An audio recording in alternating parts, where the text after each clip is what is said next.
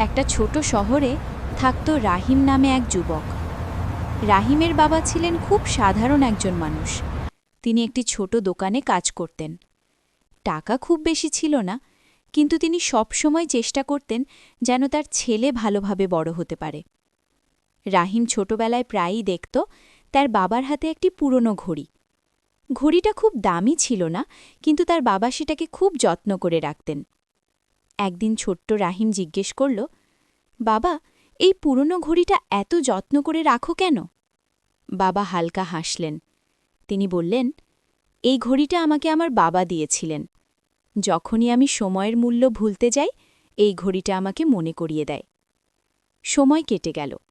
রাহিম বড় হল। সে শহরে গিয়ে চাকরি পেল। ভালো টাকা উপার্জন করতে লাগল। কিন্তু ব্যস্ততার কারণে সে ধীরে ধীরে পরিবারের থেকে দূরে সরে যেতে লাগল। মায়ের ফোন সে অনেক সময় ধরত না। বাবার সাথে কথা বলাও কমে গেল।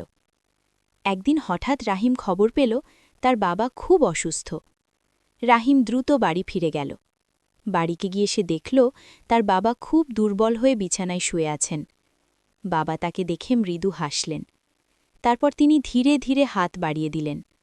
তার হাতে ছিল সেই পুরনো ঘড়ি। তিনি বললেন, রাহিম, এই ঘড়িটা এবার তোমার। রাহিম অবাক হয়ে বলল, কিন্তু বাবা, এটা তো আপনার খুব প্রিয়। বাবা শান্তভাবে বললেন, হ্যাঁ, কিন্তু সময় কারোর জন্য অপেক্ষা করে না। আমি চাই তুমি যেন সময়ের মূল্য বোঝো। টাকা, কাজ, সাফল্য সব কিছু গুরুত্বপূর্ণ, কিন্তু পরিবার তার থেকেও বেশি গুরুত্বপূর্ণ। কিছুদিন পর রাহিমের বাবা পৃথিবী ছেড়ে চলে গেলেন। সেদিন থেকে রাহিম সবসময় সেই পুরনো ঘড়িটা হাতে পড়ে। যখনই সে খুব ব্যস্ত হয়ে যায়, যখনই পরিবারকে সময় দিতে ভুলে যায়, ঘড়িটার দিকে তাকালেই তার বাবার কথা মনে পড়ে। আর সে বুঝতে পারে জীবনের সবচেয়ে মূল্যবান জিনিস হল সময় আর প্রিয় মানুষগুলো। গল্পটির শিক্ষা: সময় একবার চলে গেলে আর ফিরে আসে না। তাই জীবনের ব্যস্ততার মাঝেও পরিবারের জন্য সময় রাখা সবচেয়ে গুরুত্বপূর্ণ।